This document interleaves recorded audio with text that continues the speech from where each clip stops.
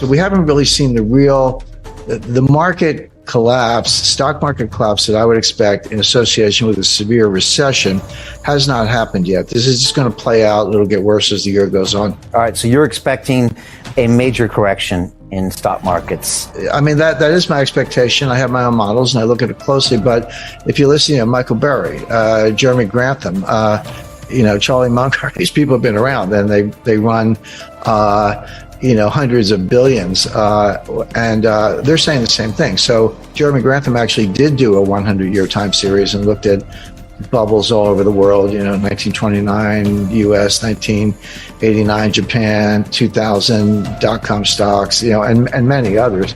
And he said he's never seen anything like it. It's a triple greatest bubble of all time times 3 in the sense that it's real estate, stocks, and other asset classes. So I do. That is my view, but it's shared by a number of other analysts.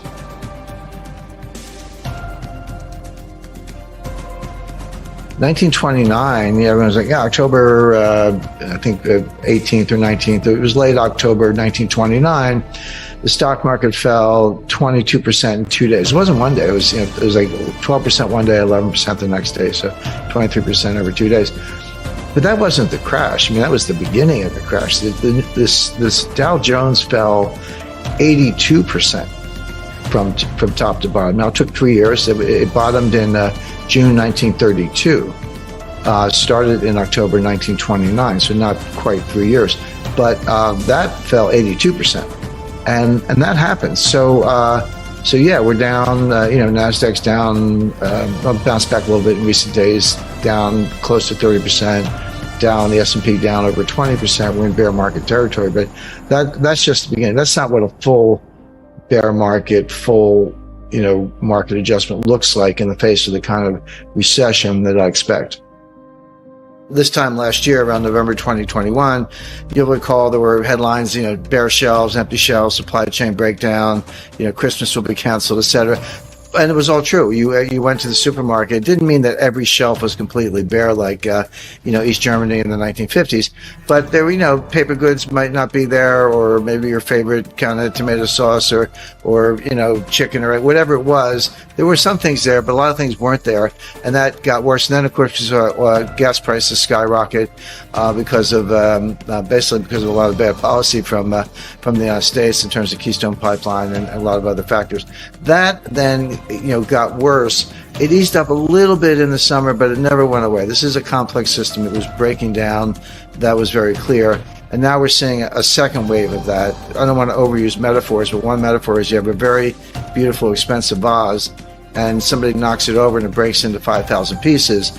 You can't put the vase back together. You've got to go get a new one. And that's what's happened with the supply chain. What I call supply chain 1.0 from 1989 to 2019 is broken. There will be a new supply chain. There always are. Supply chains have been around since the Bronze Age, if not earlier. But the new supply chain, what I call supply chain 2.0, will look very different than the old supply chain. Right now, we're in an in-between period where things don't work well.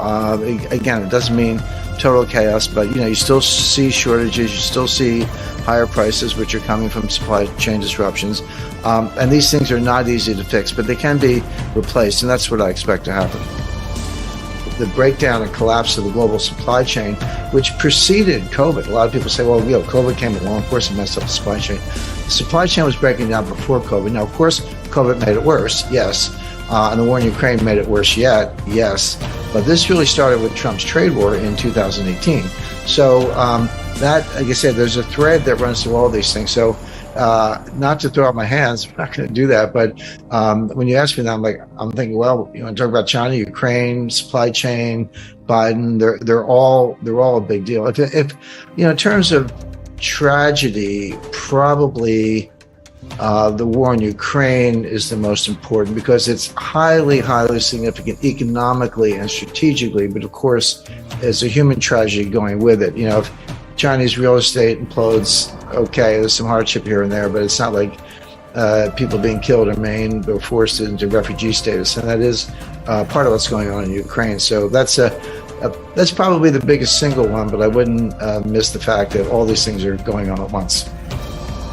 If we're on the verge of a global liquidity crisis, as revealed by the Eurodollar futures curve and the Treasury yield curve, and negative swap spreads and Treasury bill auctions with the yield to maturity below what the Fed will give you for a phone call, I mean, all those things are happening. That's hard data. And it's a very, very troubling sign, last seen in 2008, by the way, before the Lehman Brothers meltdown. If all that's happening and the fundamental signs are also weak, which we just saw in third quarter GDP, which is based on net exports, which won't last, how are you going to drive a trade surplus with the strongest dollar in 20 years?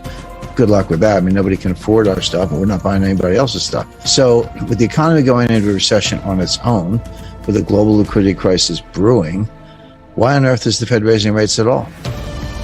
Debt to GDP sky high, economy weak at best, probably out of recession in the first half. Maybe that's continuing.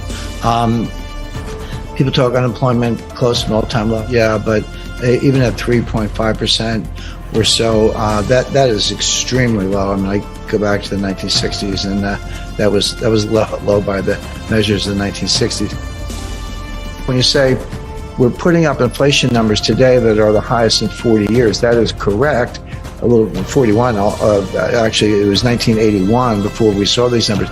But I remind people, the inflation in 1981 was the end of a 10-year period of inflation. It wasn't the beginning. You say, oh, that had some inflation. Yeah, we did. But it had started. I mean, some ways it started in 1968 and it really took off in 1974, 75. So 81, these numbers, that was when Volcker finally got it under control. Between 77 and 81, so that 5-year period, the dollar lost 50% of its purchasing power.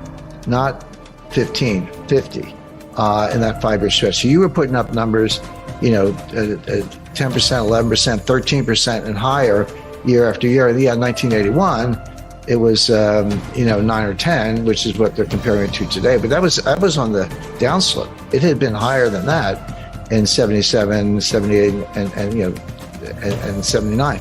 So the question is this the beginning of an inflationary surge where it's going to get even worse and it's going to last 5 years, or is it different than that? But keep that in mind, because the 40-year comparison, it is correct. But that was the tail end of an even worse episode. The standard definition of a recession is 2 consecutive quarters of declining GDP. There are a few more bells and whistles having to do with unemployment and a few other things, but that's